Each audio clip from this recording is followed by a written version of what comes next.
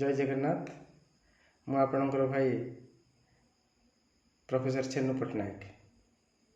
मौसुमीर आगमन रे आपण माने समस्ते खुशी थिला परि लागुछंती। आज मोर शीर्षक रही भविष्य पीढ़ी पाई संचयना शिक्षार आवश्यकता। माँ चढ़ईटी ता पिला को शिक्षा दिए किपरि शून्य आकाश रे उड़ीबा को हेबो, किपरि खाद्य अन्वेषण करने को हेबो, किपरि बसा तैयारी करने को हेबो। ना कि से केबे शिक्षा दिए ना तापरे ता पिला पाई संचय करने कथा, ना कि ता पिला पाई आउ गोटे बसा तैयारी करे। ता संतान को से पर्यंत खाइबा को से दिए जे पर्यंत ता संतानटी निज खाद्य निजे जोगाड़ न करि पारे। एथिरे तार लाभ हुए ता संतानटी तापरि आत्मनिर्भरशील होई उठे। यदि संतान को सबु किछि करि देई देला तेबे संतानटी कौन करिवो? केवल अलसुआ ही हेबो एवं निज पितामाता संचित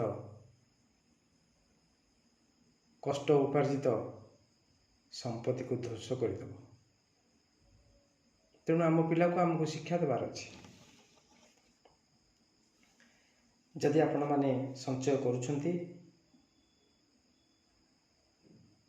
तेबे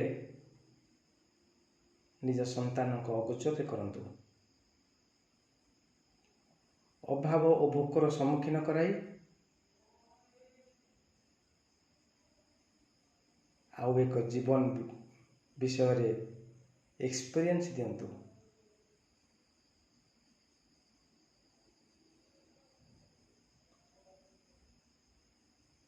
से जानिबो ता पितामाता बाहर ता चर्मचक्षुरे प्रतिफलित होता संसार बाहर आउ भी किछि स्वादहीन और स्वादयुक्त जीवन अच्छी बोली।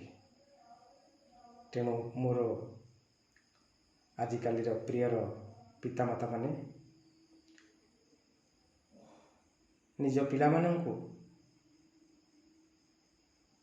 कर्म शिक्षा दियंतु, जीवनशैली शिक्षा दियंतु, निज कर्तव्य और निज दायित्व विषय अवगत करांतु।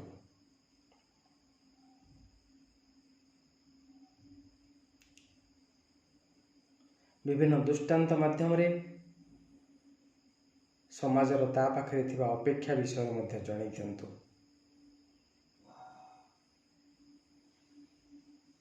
प्रकृतिर विशाल दान रे केमती ता जीवन चलची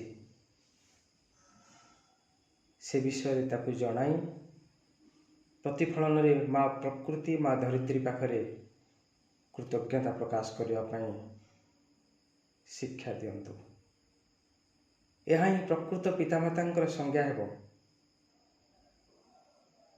एई मोर केतोटी कथा को आपण माने निज पिला मानक जीवन रे प्रतिफलित करिए बोली मोर आशा अपेक्षा और आकांक्षा रहिला।